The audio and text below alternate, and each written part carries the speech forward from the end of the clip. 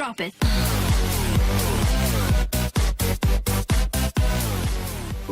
Assalamualaikum warahmatullahi wabarakatuh. Perkenalkan, nama saya Rizky Palepireja. Saya adalah salah satu mahasiswa Universitas Islam Negeri Sumatera Utara. Saya berasal dari jurusan manajemen. Di sini saya akan membahas 5 submateri. Yang pertama ada integrasi nasional, yang kedua ada konstitusi, yang ketiga ada negara, yang keempat ada demokrasi, dan yang kelima adalah otonomi daerah. Sebelum kita lanjut, ada baiknya klik tombol subscribe di bawah ini dan jangan lupa klik tombol loncengnya agar kalian semua tidak ketinggalan info-info menarik lainnya dari channel ini. Yang pertama adalah integrasi nasional. Integrasi nasional adalah sebuah proses penyesuaian unsur-unsur kebudayaan yang berbeda sehingga mencapai suatu keselarasan dalam suatu masyarakat. Faktor-faktor pembentuk integrasi ini seperti memiliki rasa senasib seperjuangan, memiliki pemaknaan ideologi nasional dan keinginan untuk bersatu, serta antisipasi ancaman dari luar. Contohnya adalah seperti musyawarah dan gotong royong dalam bentuk kerja bakti. Sedangkan faktor penghambatnya adalah kurangnya penghargaan terhadap kemajuan, kurangnya toleransi, dan kurangnya kesadaran diri. Contoh konfliknya ini adalah seperti konflik GAM di Aceh yang memungkinkan kemerdekaan, dan yang baru-baru ini adalah konflik OPM di Papua. Selanjutnya kita akan membahas tentang konstitusi.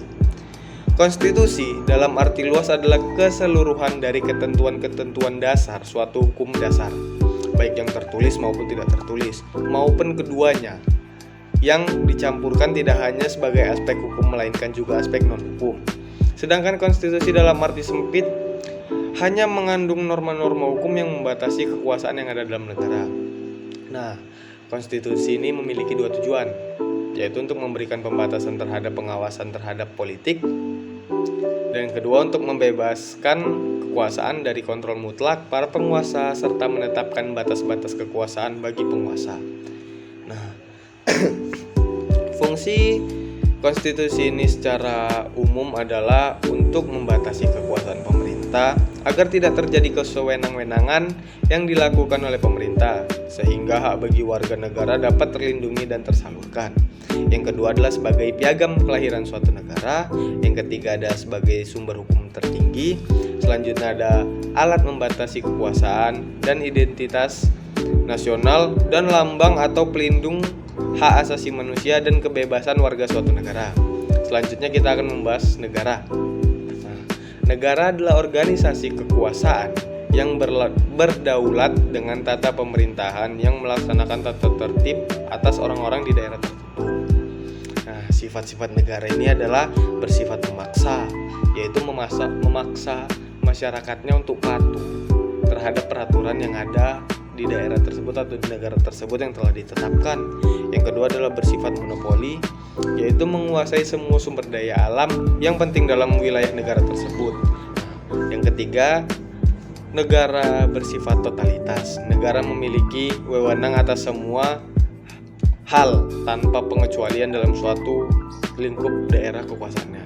Nah, tujuan negara adalah suatu sasaran yang hendak dicapai oleh suatu negara adalah menciptakan kebahagiaan rakyatnya, keamanan eksternal, pemeliharaan ketertiban internal, fungsi keadilan, kesejahteraan, dan kebebasan.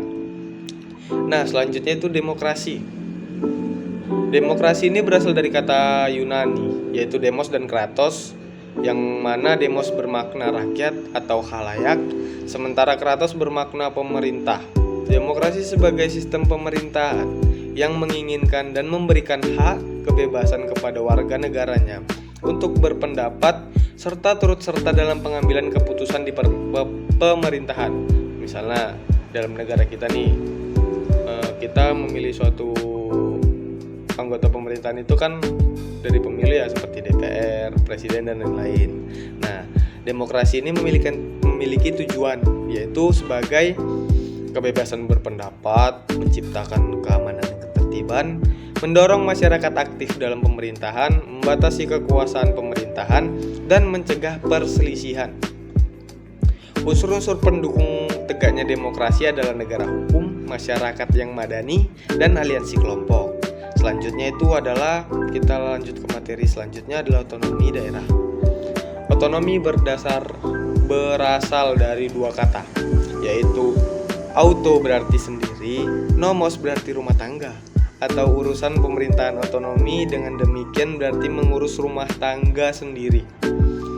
Dengan mendampingkan kata ekonomi dengan kata daerah, maka istilah mengurus rumah tangga sendiri mengandung makna memperoleh kekuasaan dari pusat dan mengatur untuk menyelenggarakan rumah tangga pemerintahan daerah sendiri.